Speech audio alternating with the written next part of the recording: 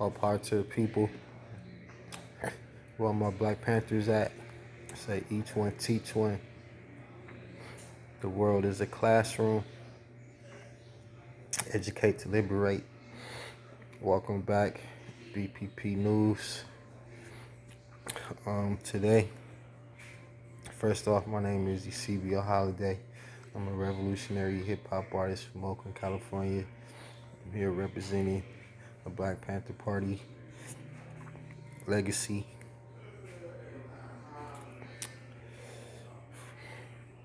And I want to touch on a few things today. First off, I want to say what I'm going to talk about today. Point number 1, point number 5 of the Black Panther Party 10-point platform. Freedom. We want freedom. We want the power to determine the destinies of our communities. And we want education that exposes the true nature of this decadent American society and teaches us a true role in history. Today I want to talk about Cuba and Haiti. Start off with Cuba. I want to say hands off Asada. A brief history of Cuba. Used to be a colony of the United States. So Cuba had a revolution with Fidel Castro and Che Guevara. And they ran the United States out of Cuba with a revolution. And today, this whole time, Cuba has been existing on its own bootstraps under socialism, but it's constantly being attacked by the United States government. A few days ago, we had protesters protesting against the Cuban government, saying they want democracy like they got in America. How I feel about that is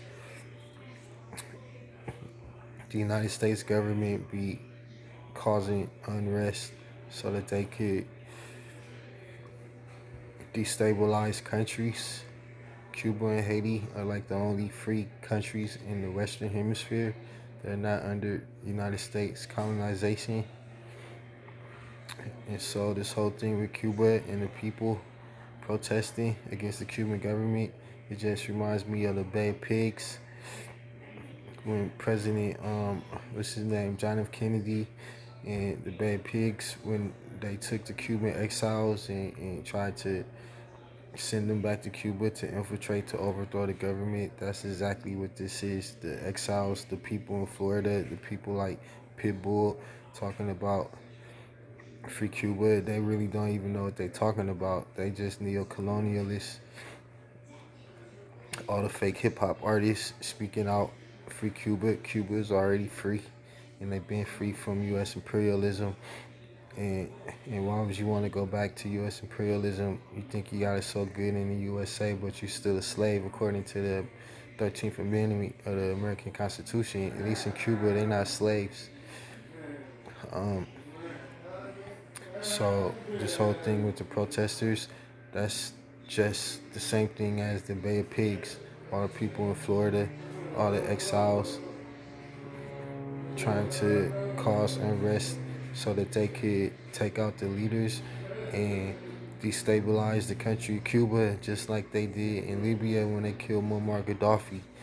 And the USA is involved in this, and it's plain to see. If you ask me, that's how I feel about it. And moving on to Haiti, just recently the president got assassinated, and the rumor is he got assassinated by somebody that was a U.S. security and some other people. And again, you know what I'm saying, the history of Haiti, they overthrew the, the the the French or the British to gain their freedom from slavery. And ever since then, they've been under constant attack. They need reparations. The people of Haiti need justice. They never got aid from the earthquake 10 years ago. Um, the democratically elected President Aristide got exiled. The United States government made him flee to South Africa because he didn't agree with U.S. policies in Haiti, so they had to get rid of him. And that's exactly what's happening today. The president of Haiti was for the people. So when you have a president that's for the people, the United States doesn't want that, because the United States wants everybody to be under its control. They're using the COVID-19 thing as an excuse to send troops into Haiti to further destabilize Haiti, to keep it unstable so that it can continue to be poor.